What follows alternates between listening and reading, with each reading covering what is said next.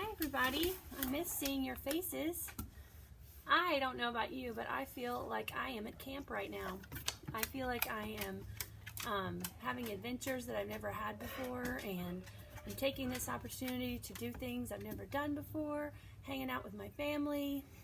So today I thought I would read a great book called Camp Tiger, and I picked it because, again, this is going to be a lot like camp. This is written by Susan Choi. It's got great illustrations in it. Here we go, Camp Tiger. Every year, my mom and dad and brother and I go camping at Mountain Pond. We drive a long time on the highway and then a long time on roads that zigzag until we're on a road that's just dirt and rocks. The pine trees scrape the sides of our car. I think we're lost, and then the road zags, and there's Mountain Pond, like a mirror in the trees.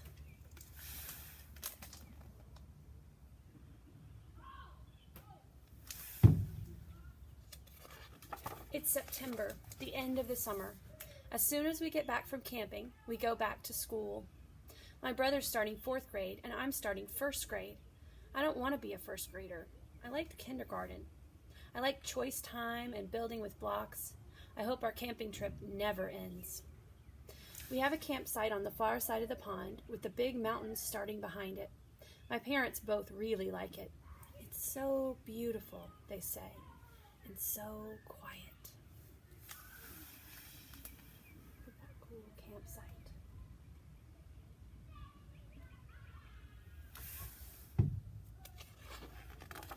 We take our stuff out of the car and talk about all the things we'll see.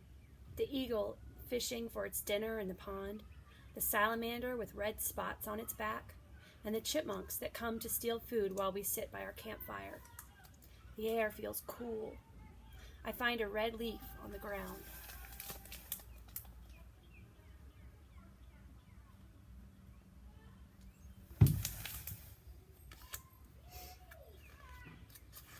While we're working on the tent, everything gets really still. My mom puts out her hand in that way that means don't move and don't talk. A tiger steps silently out of the woods and stands next to the stone fireplace. The tiger is orange with black stripes and has a stern face and big, heavy paws. But it seems smaller than a tiger should be. It's still big, like our neighbor's German Shepherd that scares me sometimes on the sidewalk, but for a tiger, it's small. It doesn't scare me. It also looks thin, and it talks. Bet you weren't expecting that. Do you have an extra tent? Asks the tiger. I have a cave, but I still feel cold. I know that we do. It's a 2-person tent that we bought as a place for me and my brother to play if it rains. Yes, my dad finally says while my mom stares at him. We'll set it up when we finish this one. We set up the 2 tents in silence. I notice that while we're working, the tiger starts acting like a cat, a more regular cat. He sits down and grooms himself slowly, especially cleaning his paws. I don't see claws. He must have pulled them in. I think he's cleaning himself to make us feel more comfortable with him. It works. My mom keeps looking over at him, and I can tell that she thinks he's beautiful. When we're done, my dad holds out his arm in that goofy way of his that means, voila! That sweet tiger cleaning his paws. They're not afraid, are they?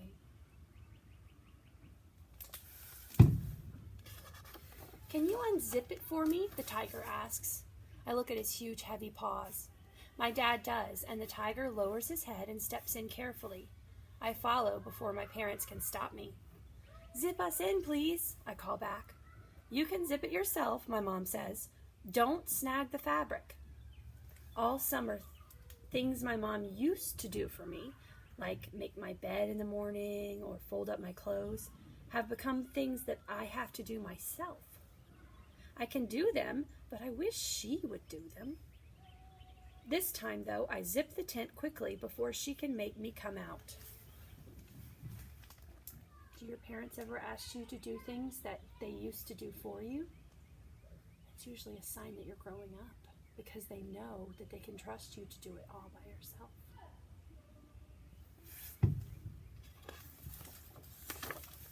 Inside the tent, the tiger lies down so he's shaped like a C and puts his head on his paws. I wrap my arms around him and bury my face in his fur. He smells like sunshine and pine needles. Tigers live in Africa, I tell him. Not Africa, Asia, he says. This isn't Africa or Asia, I tell him. No, sighs the tiger.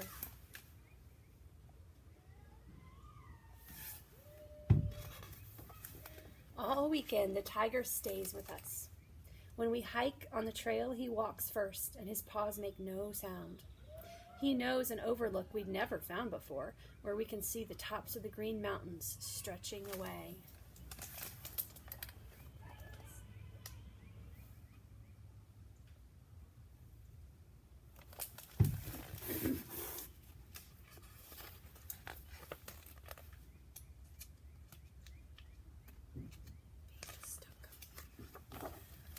He's cautious around water, but he comes with us in our canoe. He sits very still, staring out at the shore. I barely have to reach down to trail my hand in the water. The canoe's riding low, my dad says, because of the weight of the tiger, I guess. We paddle slowly so we won't tip over. You've grown too, my mom says. At the fishing spot, my brother catches a pumpkin seed fish right away, which is what always happens. I don't want to fish, I say, sitting next to the tiger. No one makes me.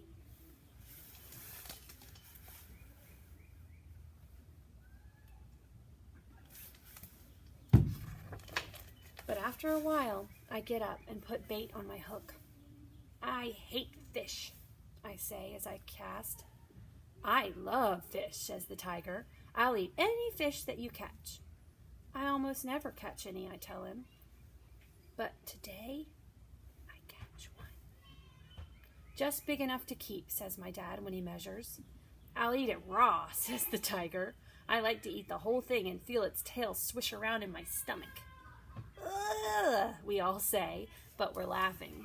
Look at that tiger swimming under the water. Tigers like fish.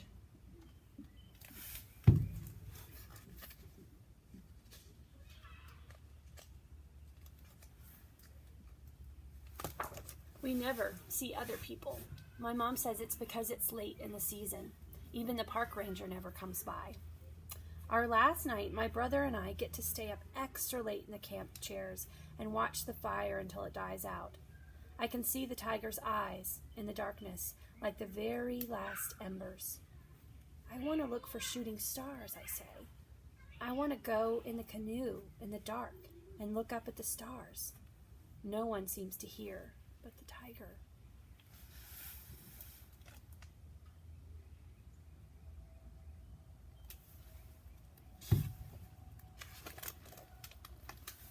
I'll take you, he says. The adventures they have.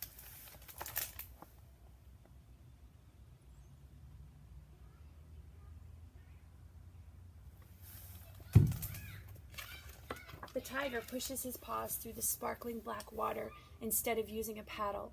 I steer, which I was never good at, except now I steer really well. I see the stars shining deep in the water and our canoe gliding high in the sky.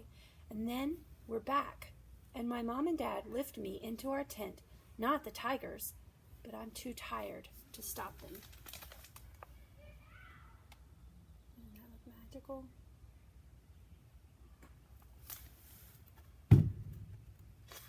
The next morning, the tiger is gone.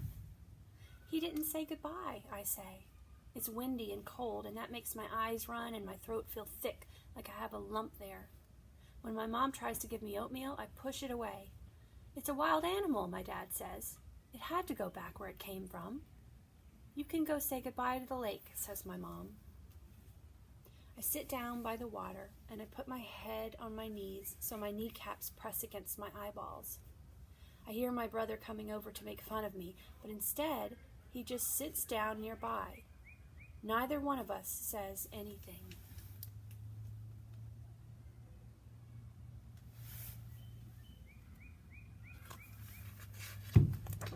Leaves fly off the trees as we drive back out of the mountains. It's fall, says my mom. That means it'll be cold, I say. I think of the tiger shivering in his cave.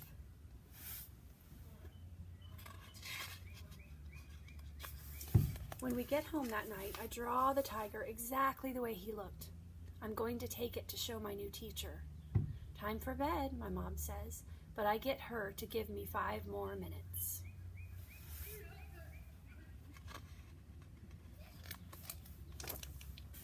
I want to finish my picture before I forget.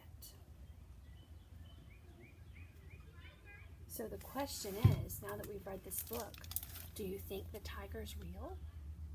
He was a talking tiger, so that doesn't make me think it's real. But in this boy's mind, the tiger certainly did seem real. Another thing that I want to think about after I read this book is about doing things for yourself. I think this time at home is probably a really good time to try doing things all by yourself that normally your parents might have done for you. Why don't you pick one thing today, talk to your parents about it, that you can do for the very first time all by yourself? And let me know how it goes. I hope you enjoyed Camp Tiger as much as I did. See you soon.